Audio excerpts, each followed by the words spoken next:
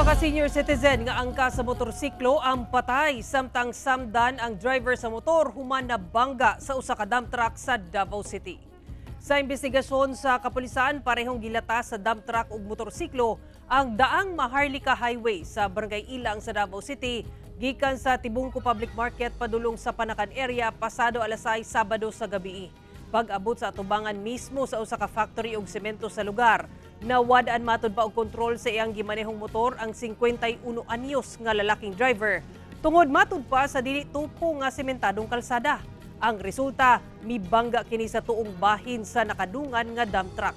Tungod sa impact, nalabay sa konkretong dalan ang nagmaneho ug ang 72 anyos nga babaeng angkas sa motor. Apan nalatayan gayud ang lawa sa senior citizen sa tuo ug atubangan nga ligid sa dump truck, hinungdan sa iyang hinanaling kamatayon. Samdan sabang driver sa motor kinsa gileng gidala sa ospital. Gikustudiya na sa police station ang truck driver alang sa saktong disposisyon. Wala na kini mihatag og pahayag.